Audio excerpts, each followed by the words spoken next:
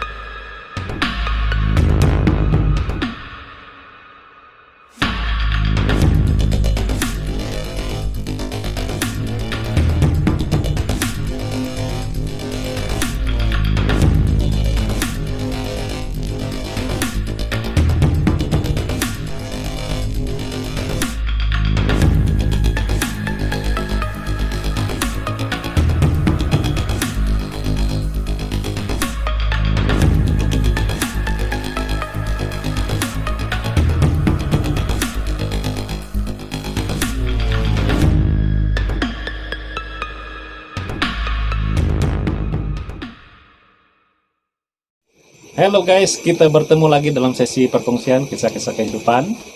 Kali ini guys, masih lagi seperti yang hari yang kemarin-kemarin itu. Kita buat kelainan, kita masih berada di luar, di suasana yang gelap ini. Oke guys, seperti yang kemarin-kemarin, saya menjemput rekan untuk menceritakan kisah-kisah seram yang pernah mereka alami. Sekali lagi guys, saya menjemput rekan yang sama, karena beliau mempunyai banyak kisah-kisah seram ini. Jadi kita banyak berkongsi dengan kisah-kisah seram beliau. Oke guys, tanpa berlama-lama lagi kita bersama dengan beliau. Oke guys, inilah yang kita jemput pada hari yang kemarin-kemarin. Dan beliau mempunyai kisah-kisah seram yang banyak. Dan hari ini kita dengar lagi salah satu kisah yang beliau adalah untuk perkongsian kita bersama. Oke, dipersilakan Bima 2 Channel. Oke, terima kasih pada rekan saya Supersilis Channel. Oke guys, malam ini saya akan bercerita tentang kisah seram yang pernah dialami oleh bapak saya sendiri. Oke, dan tidak melibatkan orang lain lah. Oke. Jadi cerita ini sebenarnya bermula pada tahun 1990-an juga, di mana bapak saya ini bekerja sebagai seorang JKR lah pada waktu itu. Dan seperti sebelum ini saya tidak akan ceritakan di mana nama kampung itu. Tapi kisah ini memang benar-benar berlaku di salah satu kampung di daerah Tambunan, tempat saya sendiri lah. Oke. Jadi kisah ini sebenarnya berkisar tentang beliau ataupun bapak saya nih. Dia nih kalau balik petang, dia akan balik pada sekurang-kurangnya jam 5 petang begitu. Habis kerja 5 lebih itu dia balik lah kan.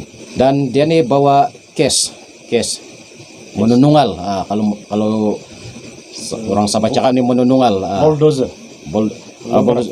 Yang selalu orang lihat pada waktu itulah. Jadi pada suatu petang ini, lepas balik dari kerja, dan dia memang sudah tahu akan ada satu perhimpunan keluarga, tetapi kalau dalam bahasa dusun ini dinamakan sebagai meginakan. Majelis keluarga. Majelis keluarga. Oke, majelis keluarga.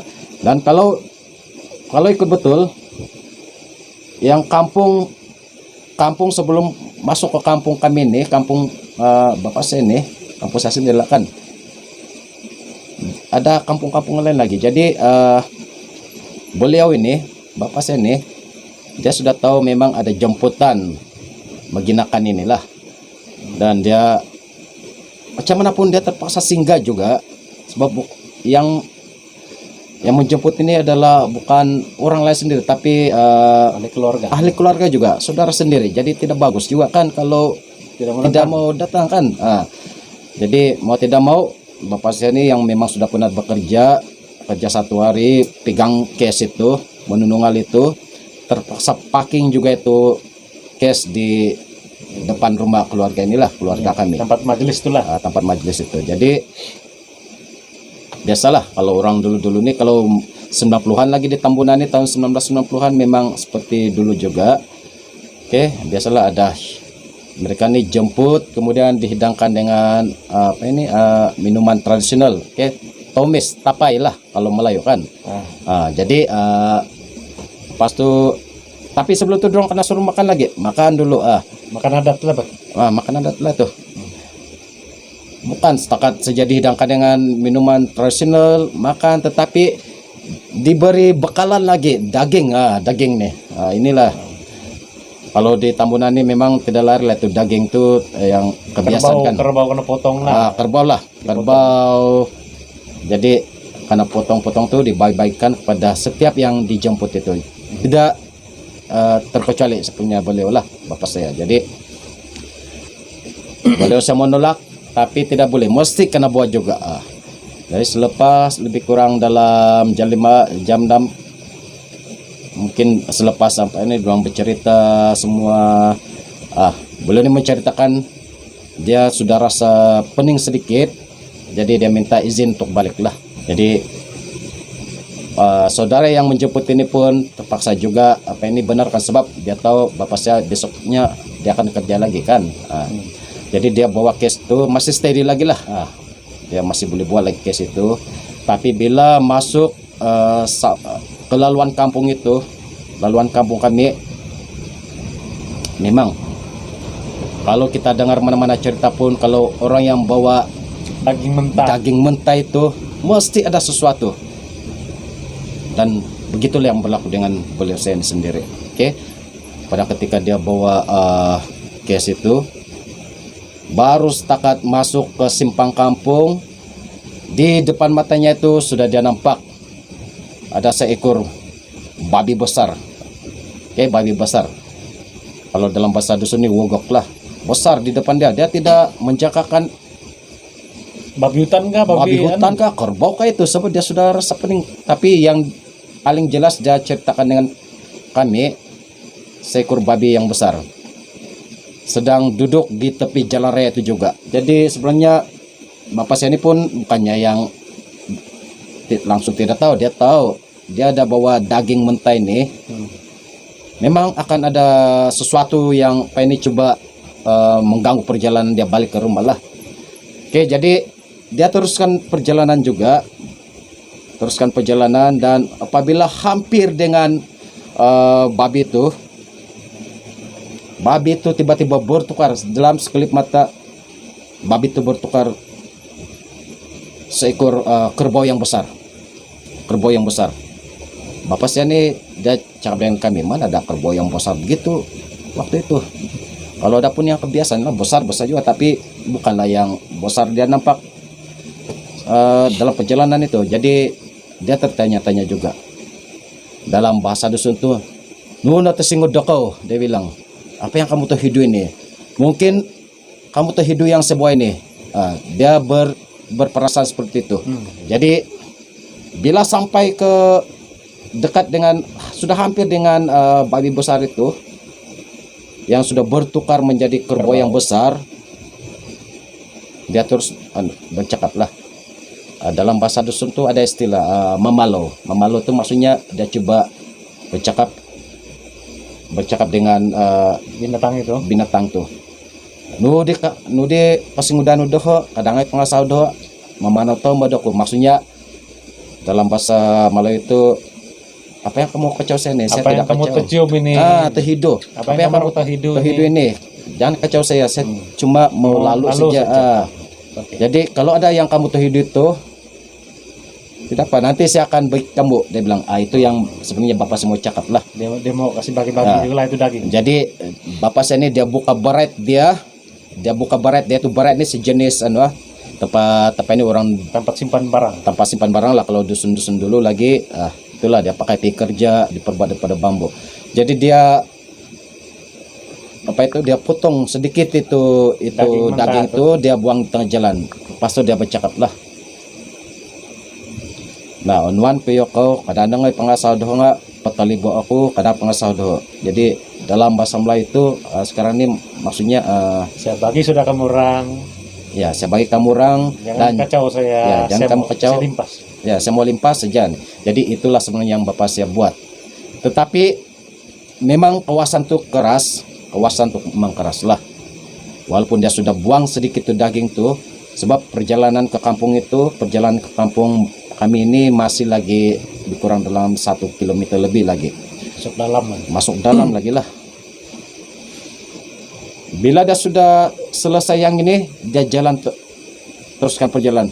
Rupa-rupanya ingatkan dia tidak gangguan lagi. Bapak saya berpikir tidak sudah apa-apa. Rupanya di depan tuh ada lagi satu gangguan, tapi yang ini bukan lagi binatang biasa. Bapak saya pun dalam keadaan waktu itu dia sudah rasa macam pening lah, mabuk lah. Oke, nau kau ke tekuri. Jadi dia masih boleh kasih jalan lagi tuh kes, tapi dia tidak berapa sadar sudah. Jadi sampai di pertengahan kampung itu, dia seolah-olah terlelap. Dia bilang nakatudut taruhay. Dia tertidur seketika. Jadi Sedar dia bukan lagi pegang tuh kes. ini Yang dia sadar tuh mungkin dia terminum tuh lihing di masa di hari keluarga itu. Dia terasa kaki dia itu pun dia belum terbangun lagi kalau dia tidak tersentuh dengan ada benda-benda yang menyentuh kaki dia lah. Macam seolah-olah ada daun yang menggesel dia punya kaki. Dia tersedar. Dan bila dia buka mata, dia terkejut lah. Pokoknya dia bukan di tanah. gimana? Sebenarnya dia berada di Pokok. atas. Terus pokok. Bukan atas pokok, tapi kaki dia tuh tersentuh dengan pucuk bambu. Rupa-rupanya dia berada di tapak tangan ada satu lembaga lah. Oh. Tidur dia begini di atas lembaga. Dia belakang. tertidur. Dia tidak sadar yang lembaga itu Angkat dia. sudah angkat dia dari kes itu, dari merjungar tuh. Oh. Jadi bila dia tersedar itu pun dia tidak sadar kalau tidak kaki dia tersentuh dengan pucuk daun-daun. Dia ingatkan di rumput. Bila dia tengok, rupa-rupanya itu daun bambu, pucuk bambu. Bayangkanlah, kalau pucuk bambu ini mana ada pucuk bambu di bawah kan? Kamu atas. Di atas. Rupanya dia Itu tidak siang, sadar. masih siang nggak malam? Malam sudah. Masih malam. Sudah malam sebab sudah petang itu kan. Jadi memang memandangkan keadaan dia dalam keadaan yang macam Masih hayal lagi. ayah lagi pening-pening nak Pening-pening minum-minum. Minum-minum biasalah kan tradisi dulu. Dia sadar yang dia berada di tangan lembaga itu. Sebenarnya kalau sekarang tuh dia ceritakan dengan saya, lembaga itu dikenal sebagai Tempulai Langgai lah. Lembaga besar, hitam besar. Orang besar. Kalau Indonesia bilang genderuwo lah itu. Genderuwo. Gondorua. Jadi itulah dia terasa dia diangkat, memang pun dia diangkat dan dia terasa lagi kaki dia tersentuh dengan apa itu yang pucuk-pucuk bambu lagi. Gihilan nggak dipering, dia bilang lah, dia cerita dengan kami. Jadi dia bercakap lagi, sebab dalam tradisi dusun ini mamalo, dia bilang mamalo ini kita bercakap, kita mau coba bercakap dengan makhluk itulah. Jangan kacau saya tidak kacau kamu, kenapa kau kacau saya?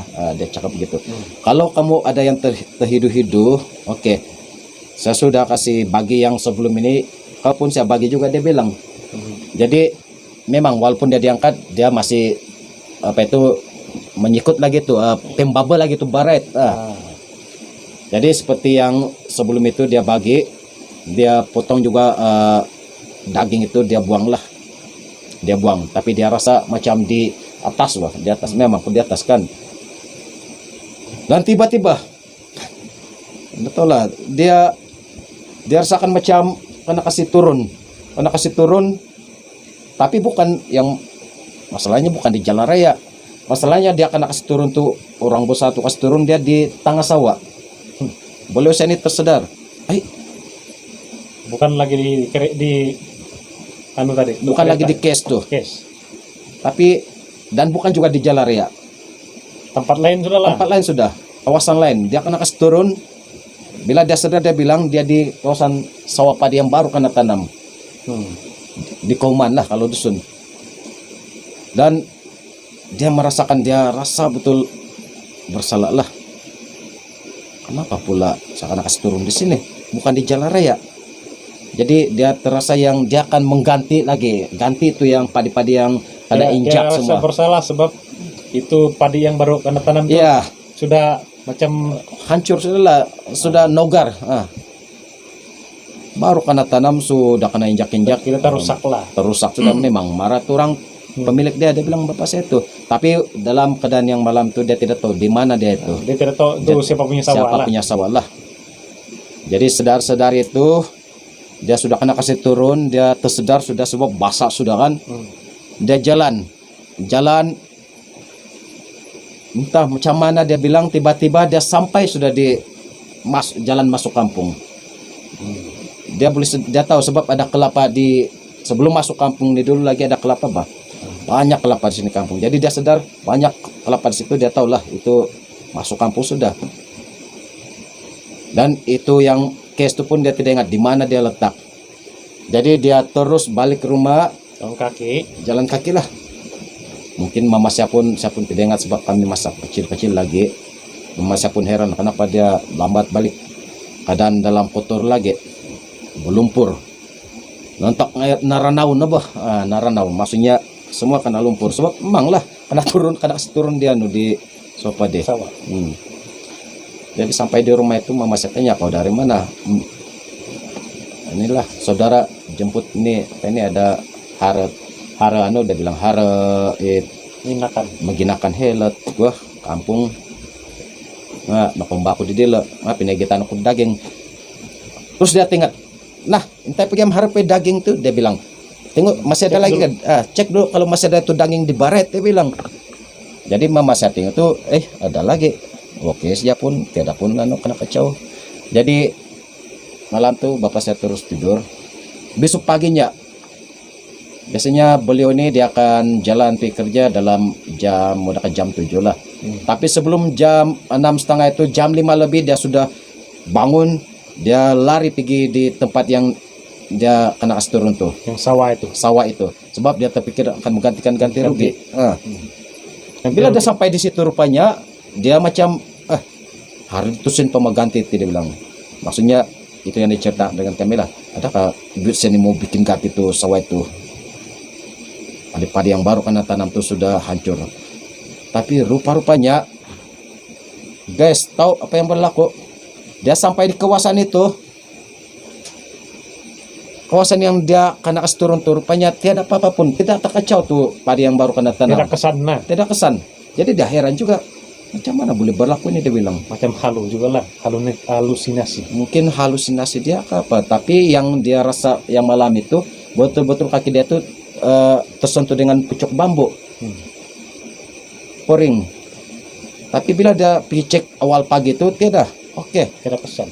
Ya, jadi dia heran juga, semalam saya betul-betul kena kasih turusin, tapi tidak apapun berlaku, dia bilang. Tapi dalam masa yang sama dia teringat juga, bagus juga lah, saya tidak perlu mau bayar lagi, dia bilang, mau bayar ganti rugi. Memang begitulah kalau ada apa-apa berlaku sawah pada masa dulu tuh memang kena ganti rugi, mungkin satu ekor kerbau ke duit ke. Tapi bagus juga beliau ini awal pagi dia pergi cek tiada, jadi dia rasa macam heran. Jadi dia balik ke rumah itu seperti kebiasaan dia jalanlah pergi kerja. Jadi guys, itulah satu keheranan juga, benda yang dia alami, tapi bila dia pergi tengok semula tidak pun padahal mama kau tuh nampak dia berlumpur-lumpur sudah. Berlumpur, dia masa dia balik malam tuh memang ada lumpur. Dia tanya lagi, kenapa kau kotor betul nih? Kenapa tuh naranahan ke, maksudnya kenapa kamu berlumpur? Macam mandi lumpur. Tapi tiada bekas di situ. Tapi bila besok pagi itu dia pergi cek itu kawasan sawah itu tidak apa-apa berlaku, dan dia tahu juga lah yang case itu sebenarnya dia tinggalkan saja di tepi jalan sebab dia sudah mabuk sebenarnya. Dia sudah mabuk, jadi bagus dia jalan kaki, dia bilang. Tapi mungkin masa itulah dia rasa yang dia kena angkat. Tapi itu case masih sana lah. Masih sana. Besok pagi dia singgah, dia kerja balik. Jadi memang ada satu heranan lah di situ, sebab macam kami ini kecil-kecil lagi. Dia cerita itu pengalaman dia, bagus lah. Tiada dia perlu mau ganti rugi lah. Tapi yang pengalaman dia tuh sebenarnya memang dia rasa betul lah, memang. Yang dari permulaan tuh dia nampak babi itu dia ada bagi daging semua. Jadi Pas. itu daging dia ada berkurang nggak daripada yang kena bagi itu? Kalau diikutkan cerita mama saya itu tiada apa-apa pun dalam berat juga oke saja. Tidak bekas-bekas dia Tiada potong? bekas-bekas juga. Jadi mungkin di luar dia punya bapak saya punya lah macam Oh, macam dia punya halusinasi. halusinasi kah kalau mulai itu. Sebab dia bilang dia ada potong tuh dia ada buang yang tempat jauh saya mau limpas saja dia bilang, tapi bila sampai di rumah tidak apapun yang berkurangan itu juga. Tapi itulah memang kisah ini memang Sukar dijelaskan. sukar dijelaskan lah. Mungkin orang yang mungkin bapak saya sini yang boleh jelaskan. Tapi bagi pendapat saya ini mungkin dia setapuk lagi lah, dia ceritakan yang betul lah. Mungkin perkara ini memang memang berlaku betul-betul, tapi dia tidak mau menakut-nakutkan kami kan. Nah, itu. Jadi guys, itulah perkongsian yang saya boleh kongsikan pada malam ini berkaitan dengan apa yang berlaku sebenar pada bapak saya, dan di sebaliknya mungkin kita mungkin ada pengejaran lah kan. Kalau bawa daging malam-malam itu coba elakkanlah daging mentah lah kan. Memang bukan dalam ada dusun-dusun ini saja, tapi di mana-mana pun memang akan berlaku juga. Oke, di mana-mana pun mau. Pernah juga saya dengar pun ada cerita itu. Kalau kita bawa daging mentah di waktu malam, Memang ada kan? memang ada sesuatu yang mengikuti kita. Itu ikut kepercayaan dulu lah. Tapi sekarang macam kurang lah kita dengar cerita begini. Sebab jalan raya pun sudah terangan. Sekarang Kalau dulu tuh jalan raya tidak lampu pun. Jadi mungkin itu kesempatan bagi penunggu di situ Memang. untuk coba untuk menakut-nakutkan kita lah. Apapun guys, cerita yang diberikan oleh Dimatu Channel ini boleh saya anggap sebagai misteri lah. Suatu yang misteri, suatu yang kalau Indonesia panggil ini sebagai di luar nalar. di luar nalar. Di luar nalar lah. Sebab benda yang kau tidak boleh jelaskan. Ya, susah mau dijelaskan. Susah untuk dijelaskan. Unexplained kah kalau Inggris? Unexplained. Iya. Oke guys, saya rasa itu saja perkongsian kita hari ini. Terima kasih kepada my friend. Thank you, Oke. friend. Oke guys, semoga kita berjumpa di next video.